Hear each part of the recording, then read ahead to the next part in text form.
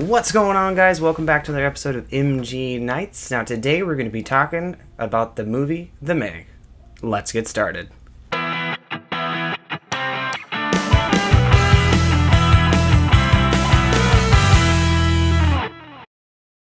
What's going on, everybody? Welcome back to another episode. I'm TieFly85, and today we're going to be talking about the movie The Meg. It's a shark movie. Review over. Bye. But you have to admit, I already do. Alright, I'm just kidding. There's definitely more to say to it than just that. It is definitely a shark movie, but there's definitely more to say than just that. But let's go ahead and just get right into it, shall we? I made up this little kind of fun little background here for you guys to stare at while I'm talking, so you don't have to stare at my ugly mug. How about that?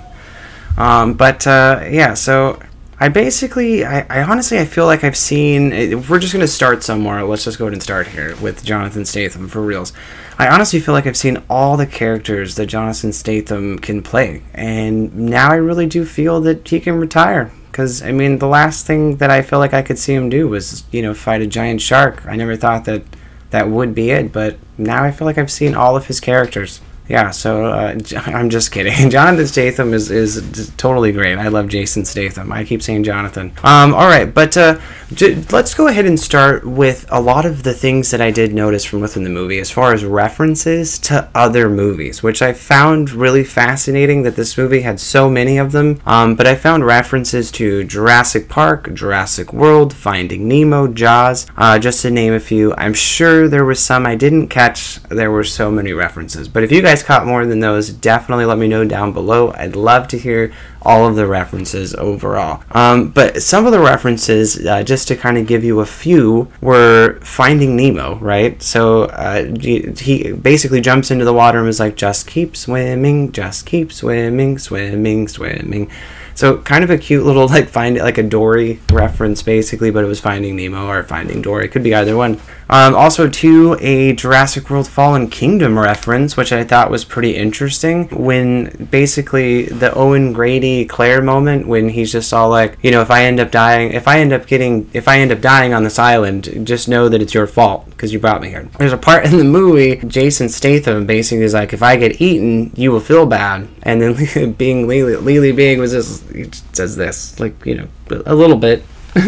A little bit. So it just kind of reminded me of that little scene, basically, is all it did. Let's go ahead and get into the character development. I really do feel that it was a very odd character development for the movie overall, as a general. It seemed like how it shows Jonas's ex-wife in the beginning, and then after he saves her, we never see her again until the end. And that really, to me, seemed a lot like the Lost World Jurassic Park. And what I mean by that is, in that particular scene in the very beginning, they're trying to get, Jason Statham or Jonas to basically go back to try to save some people underwater, right? So it kind of just reminded me a lot of this scene in the Lost World Jurassic Park when Ian Malcolm goes to meet with, Hammond, and he's just all like, saying no 1,000 times, and then Hammond's like, well, your girlfriend's on the island, and we tried to stop her, blah, blah, blah, blah, and then, bam, he's like, it's a rescue mission now, so, like, screw it.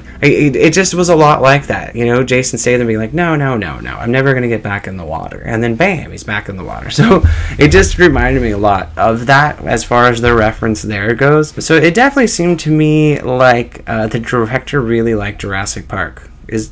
Possibly. That's what it seemed like anyways to me. I could be totally wrong, but it definitely seemed like it. There was a lot of jokes, and it kind of seemed out of place at certain times, and it just, here's a perfect example. They're on the boat. They're trying to get back to civilization after something crazy just happened, and there's just a part where these two characters are interacting, and it seems so weird, because it's like a life and death struggle just happened. They're on these boats trying to get out of here, and there's they look at each other, and the one person's like, what's wrong with your hair? And then they're just like, what's wrong with yours? And then the guy's like, touche, because he's bald. And it was really like a just a really out of place scene. It just seems such out of place. And, you know, speaking of out of place scenes, how about when the kid about to get eaten by the Meg basically has a popsicle in his hand the entire time? Like, the entire time. Somehow this kid gets, like, thrown around in the water, but has this popsicle in his hand the whole. I just was like, how the hell is this kid still holding on to this popsicle? Like, movie magic. There's Hollywood movie magic for you.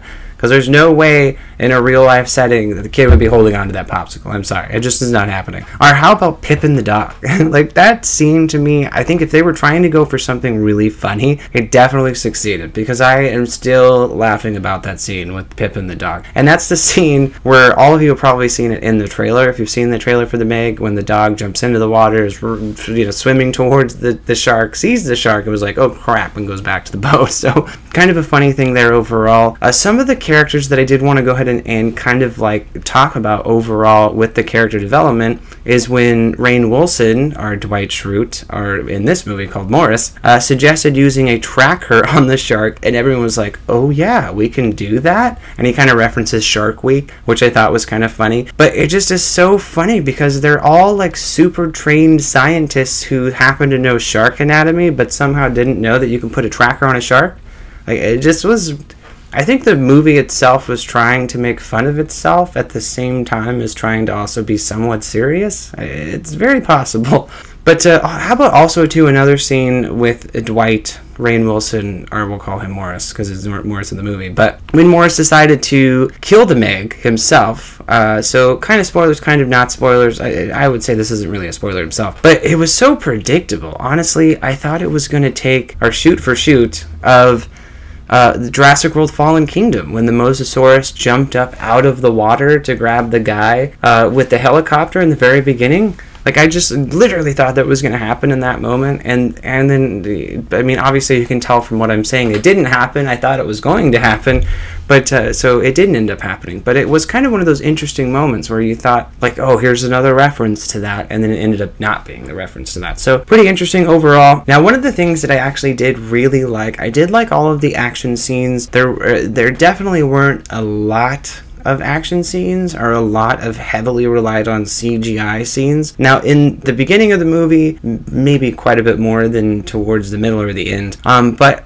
I did overall like the use of when you did physically see the shark. So the CGI was pretty good, I would say. I know a lot of people were kind of dogging on the CGI, but I think the CGI was okay. Another thing too, one of my favorite scenes towards basically the climax of the movie with the beach, and you see in the trailer when you see all the people on the beach and this crazy things going on with all the people on the beach and in the ocean, it kind of reminded me of Jaws and Piranha 3D. Like, it just had that like really iconic creepy feel, you know, where they show you underwater at the shark's angle and you see all the feet just dangling above water. Like, it just reminded me a lot of that, and so it really had, you know, it basically reminded me of a water creature feature from the Sci-Fi Channel, which basically is every water creature feature from the Sci-Fi Channel. So, you know, that iconic scene of like going into the water and seeing the splashing legs and whatnot. So, you know, there was that. So also too, it seems like every time they decided to go up against the Meg,